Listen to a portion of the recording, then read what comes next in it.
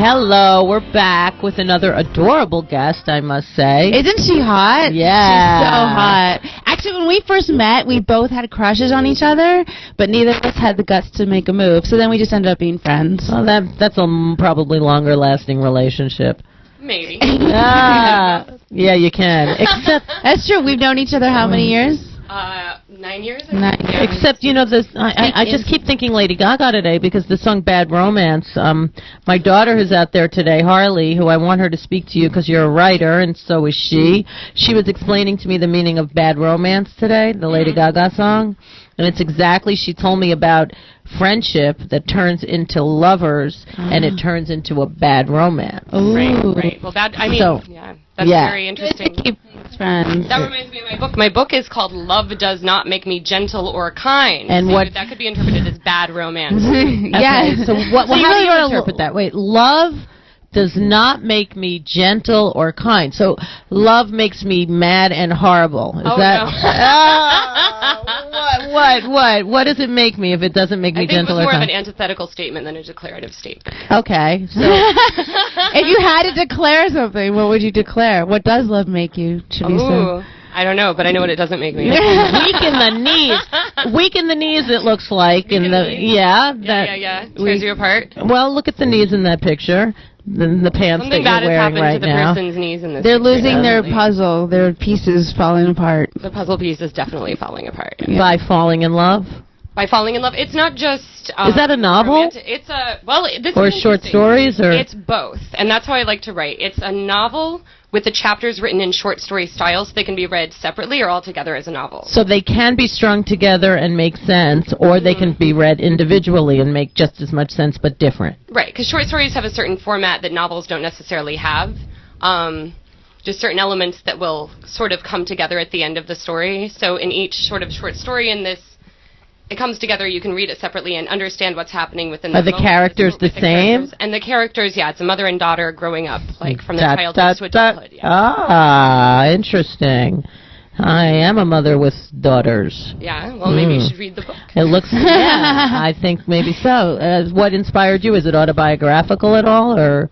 Parts of it are autobiographical, parts of it are totally fantasy, right. Like things that could actually never happen in reality, like a woman falling in love with a buffalo and then becoming like part buffalo, part woman, like. Okay. That's not autobiographical. What were you eating that day?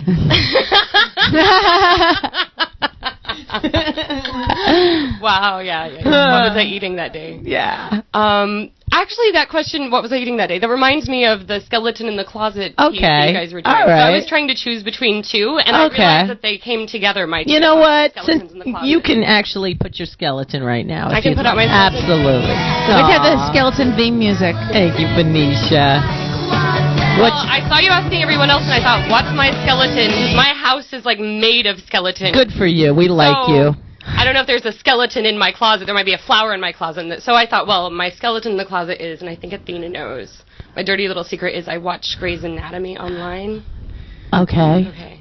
But then I was thinking they're going to say, that's not really a skeleton in the closet. So then I was thinking, okay, well, my real skeleton could be between the age of like 18 and 22. I've probably ingested more than 100 hits of LSD. Okay, Buffalo girl. Between the two, I've probably done LSD more than 100 times, and I find Grey's Anatomy hypnotically surreal. All right. I'm in love with. I'm totally obsessed. You know what, with Grey's my love? Anatomy. You get a little orange because it is National Orange Lemon Day, so go for it. Thank you. So wait a minute. For a doctor. So you what did you say? I'm looking. I know. I'm trying to find a doctor to fall in love marry. With me. Yeah.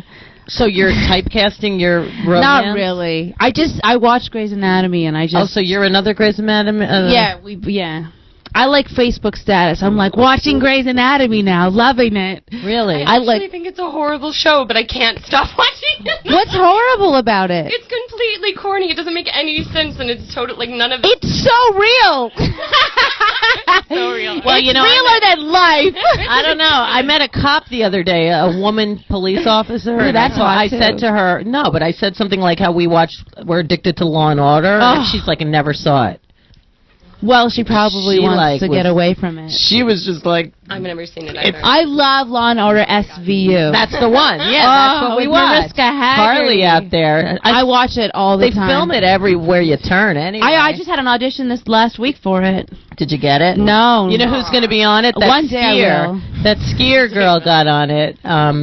The Olympic. Oh, wow. Yeah. How could I compete with I the know. skier? They wrote her in because it's her favorite show. It's my Exactly. favorite Maybe show. we need to go into the But Olympics. you know, Yeah. she's in the middle of writing like 3 books right now. I'm writing one book right now. I put Where are some you others from? aside. Originally, I'm from a village of 1,000 people in southern Illinois, and And did they make acid there or something?